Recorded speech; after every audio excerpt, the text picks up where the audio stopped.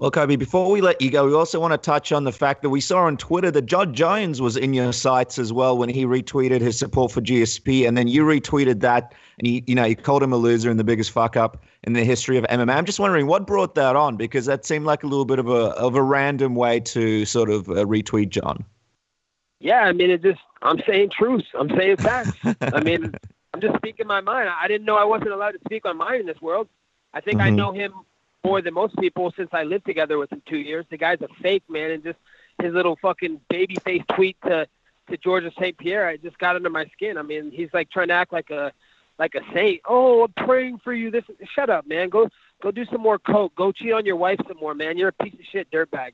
Wow. So you guys lived together. That's really interesting. Tell us, what was it like living with him? And did you feel like this about him back in the day when you guys were living together? Was he a difficult guy to live with, or was this just something that came to your mind recently after everything that's happened to him? Yeah, we were cool the first couple months we lived together, but he was difficult as shit to live with. The guy was dirty, man. He stunk. He didn't shower, man. The guy was just a mess, man. He was getting into partying and all that bad stuff back then. He's just going down the wrong path. But he always tried to act like a fake. Oh, I'm into religion. I'm all about God, this and that. He's just fooling all the fans. He needs to get exposed for the real person he is, because he ain't this saint and good person like he tries to act like he is. And when was this? When did you guys live together? I'm assuming it wasn't recently.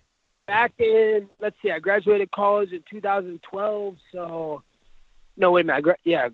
2000. No, I graduated high school in 2006. So I went to junior college 2007 to 2009. We lived together at Iowa Central Community College. It was a junior college. We both won junior college national titles together. Wow, that's crazy. Before we move on from this Jon Jones thing, were you surprised that when you saw all this controversy, him failing the drug test, him having the car accident, all the issues in his career, were you surprised when these things popped up, or from living with him, did you sort of guess these things could happen in the future? Not surprised one bit. Exactly what I expected.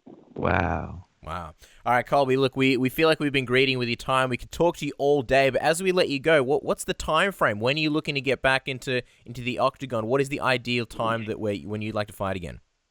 Tyron Woodley versus Colby Chaos Covington, first quarter of next year. Anytime he wants to fight, I'm ready to go. He can pick any place he wants to go, anytime, any place, anywhere. Tyron Woodley versus Tyron the Chosen Bitch Woodley versus Colby Chaos Covington, first quarter of next year. What's the plan? Because Tyron is ignoring you. Have you thought about maybe going up to St. Louis and confronting him? And if you do see him around, what's the plan? Are you looking to sort of speak to him face to face about this fight?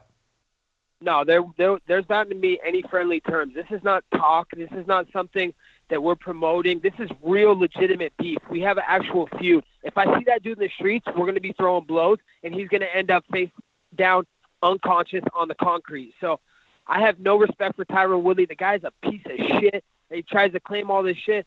The guy, he brings out, this is the type of dude he is, that he brings out these coaches for training camps, like 4 or 5 different coaches, and then he doesn't pay him when he makes agreements that he's going to pay him a percentage of his fight purse. So that tells you what type of person Tyron Woodley is. So I don't respect that person. He's a piece of shit. He's a fake. He's a fraud. Me and Tyron Woodley, there's no other fight to make. It's me versus Tyron Woodley. And the people would love to know, how do you think that fight would go if the UFC did make it official? How long do you think that fight goes? That fight will not go 3 rounds. The same thing in the gym. First round, I put a high pace on him. I come out with a lot of volume, a lot of strikes, a lot of takedown attempts in the clinch, elbow, knee, batter him up. And then he gets tired. He gasses. He has no gas in the tank. He fades quick.